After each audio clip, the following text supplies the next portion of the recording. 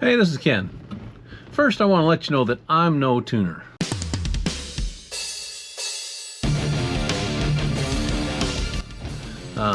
But I've had a lot of people ask, or I've seen a lot of questions on the forums about the Killshot's timing.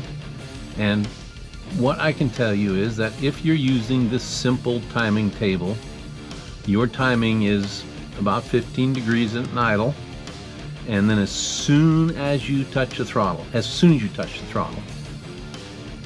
going to jump to whatever the cruise setting is, maybe 37. So it's going to jump right as soon as you hit the throttle. Like you're idling at 800 RPM, you hit the throttle.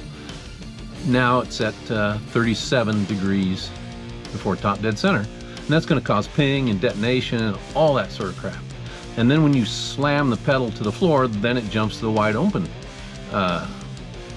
timing setting. And those are the only three changes it makes, right off idle and wide open throttle. So it's going to run horribly that way. And the way to fix it is to use the 2D table, but also to lock out your distributor and use the timing control and all that stuff, or your Killshot is not operating, it's not controlling timing. So you have to follow the instructions on locking out your distributor, static timing at 15 degrees and all that kind of stuff. And then you go to your handheld right there. And you hit this box up here in the corner. Takes you to the tuning right here. And then you do spark. Then you do advanced. Then you look here at ignition timing base type. And it says simple. Now that's going to do just what I said. It's going to run at 15 at idle, and then I touch the throttle, it's going to go to 37, and I full throttle it, and then it goes to whatever it was set at there. So I need to change that. You tap it, then you can either hit this little check mark or just tap it again. Should tap it again. Okay, it should. Well, let's go down here and do this. There we go. There, now it says 2D or simple. You would hit 2D, hit save, and that is, it's going to take you back like that. It says 2D table. Now that is as far as you can go using the handheld. You have to go in and use your computer on their software and build yourself a timing table. So let me get that set up and I'll show you that as well. Oh, I'm going to change this back to simple though, because I'm not letting the Killshot control my timing yet. I like my timing curve where it's at, and that's a really good base to start with when you do set up your table. Take a timing light out there, shine it on your timing marks at idle. What is it, 15 degrees maybe? All right, that's where you're going to start with your idle at whatever RPM you idle at. Then rev up your motor and watch the timing light. And what is it at 1 grand? What is it at 1500? What is it at 2 grand? What is it at 2500 RPM? Record those numbers, and that will give you a really good base to set your timing. Go all the way up to probably 3 grand. If you've got a stock motor, it's going to advance really slow. If you're high performance or something, it's probably advancing really quick. But I'll show you that on the timing table. Okay, here we are at the home screen of the ACES software. Select your unit. It won't remember it, so you'll have to select it every time. And then it brings us to this screen right here. This is our monitoring screen. And we're not going to be able to use anything, or we're not using anything in here, but I do want to put a tuning map in here that doesn't have a timing table already. So let me just do that. All right, you won't have to do this. When you open it up, you get the monitor, and then you're going to build your timing table. So we're going to take you directly to Spark. And you don't need anything in this custom, but you can see that your static timing is 15 degrees, your wide open is 32, and your cruise is 37. So this is what it just defaults to when you have it do your timing. But we don't need to do anything with this at the moment. We'll just close that up and go to Configure Item. Now we're going to go to Ignition timing base type.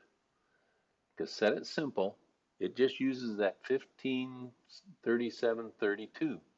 And as soon as you touch your throttle, it goes from that 15 to 37. And that's not good. You don't want that much timing at a low RPM. So we've got to build a table. So click on this twice, brings you 2D table, hit 2D table, and go to your 2D table here in the left column. MBT timing. This is where we're going to build a timing table. Now this is just a generic table it's set in here. Don't use this one. It is way too fast for most cars. And remember, in the video I told you to look at your own timing on your car, see what it was idling at, see how it went up as you went through the RPMs, which is this line here. Those are the numbers we're going to use to build our table. Let's say that your engine idled at 15 inches of vacuum, right here, at 500 RPM, or whatever RPM you want. You can actually change that in the X point. But we'll just do this, just use this here. And as you revved it up, the timing kept climbing all the way till 3,000 RPM, where it stopped at 3,600 RPM. Now I have my idle and my total right here in this space. And I can actually have the computer give me a value that just gradually increases. I right-clicked, went down and hit Fill Select Values, and it just gave me, it just takes from 15 to 36, divides that up, and gives you an even spacing all the way through. So we could actually do that for most of the table. But I'm going to start right here because this is my max timing that I'm going to have. And I'm just going to follow their numbers here and bring it all the way up and all the way across. I don't want anything more than 36. So I'm going to come down, fill with the same value. That was right-clicking again. Up here, I'm just going to type in 36 and hit OK. Now all my values here are 36, which is great. You notice they're higher up here, but we'll get to this part of the table a little bit later. And I want all of my idle values at 15. There's no way I'm going to reach this upper load limit. This is manifold atmospheric pressure, which is basically engine load, you could say. And I'm not going to use this part at idle, probably not at even 1,000 RPM. So I'm just going to make this whole portion of the table 15 degrees. Right click, same value, 15. Boom. And this is just to get it started, right? Just get it started. And I already have these all at 36. So if we just want to let the program do its job, we'll highlight this, right click, fill select values, and now we have the basis of a timing table right here. You can see they just gradually increase over the whole area, which is great, truthfully. But I really don't like this much timing at 1,000 RPM, at least from my motor. It's got kind of high compression and it will ping or detonate, however you want to call it, with this kind of timing coming in right at 1,000. So how do I fix that? Well, I can highlight the whole thing, and using my up and down arrows, I can lower these by just a fraction at a time or a percent at a time. And I want to see about 18 here. So I'm going to hit the down arrow. That's pretty good. 18.5 should be pretty good. And I'm actually going to lower this a little bit too, using my down arrow again. Let's do that. I don't mind my timing ramping up pretty fast once I'm above 2 grand. I'm entering my torque peak area, or where my torque curve starts here. Torque peak's probably right about here. But this is all right to be ramping up quicker now. I still have these to deal with, and at first they climb a little bit, but as we come down here, you'll see they've dropped from down here, And that's just because of where we are in the load table. So I'm just going to highlight these right here. I'm going to give this a value of 19, just slightly over where I am right here. And I'm going to give these a value of, let's do 23. And then we're starting to drop comparably here. So I'm going to go, oh, let's see. Let's do, I mean, these are just starting values. I'm going to give that 26. I may have to drop these even more if it has signs of pre-ignition or detonation when I'm getting on the gas. But this is just to get us started, right? Okay. I'm going to take these here and I'm going to actually bring these down a little bit. Let's do 31. And I'm going to drop them a little bit more here.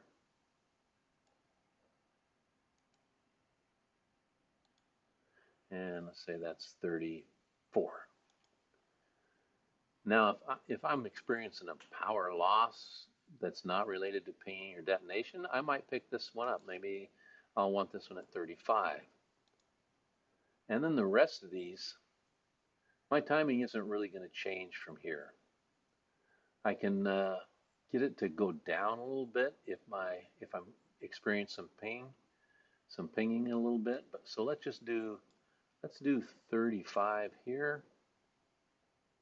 Oops, I didn't ask it to fill the whole row, did I?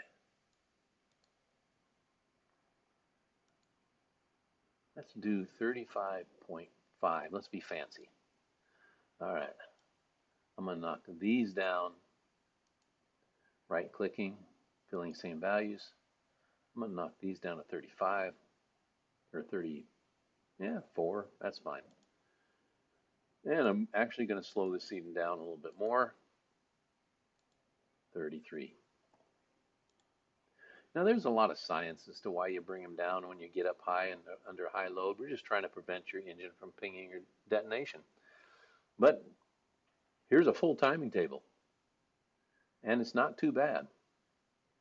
I mean, I'm never going to reach these areas, but if I was, I would actually drop these a little bit.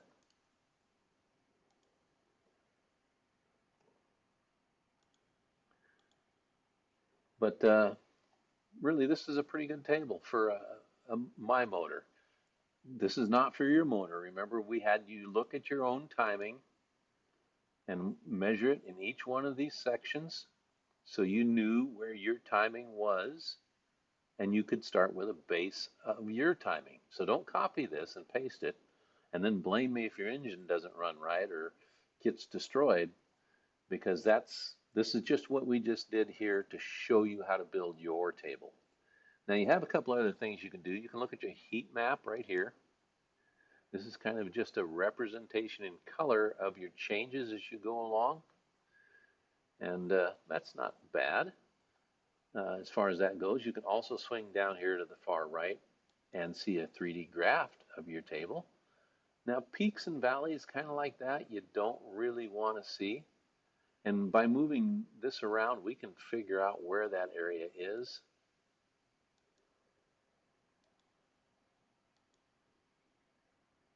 We're coming in on it right now.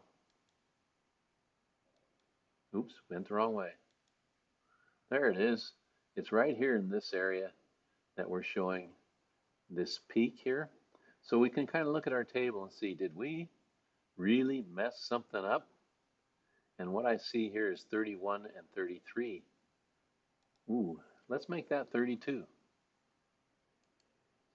See if that straightens out our table a little bit. Yeah, I brought that peak right out of it, right there. So that's one way you can use this. You can also do what's called smoothing, which would be highlighting my whole table and hitting this right here. You can also just highlight a small section if you just want to smooth a small section. So let's see, this area right here I want to smooth. I'm going to highlight that area. Ooh, that might be a little too far down. There we go.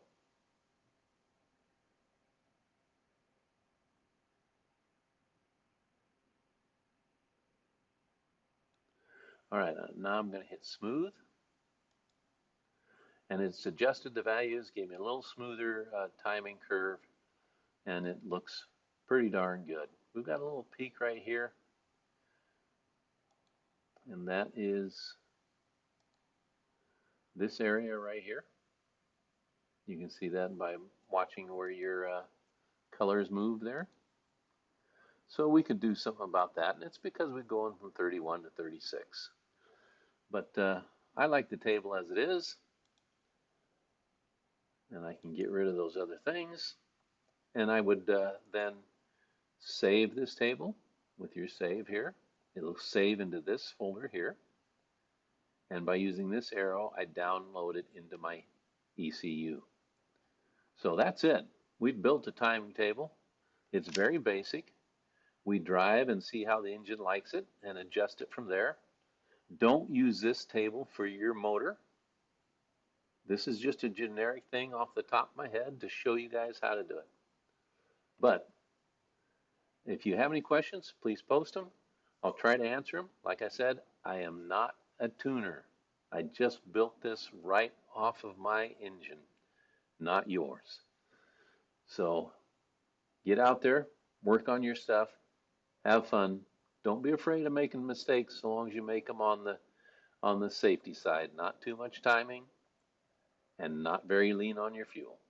All right, guys and gals, we'll talk to you later.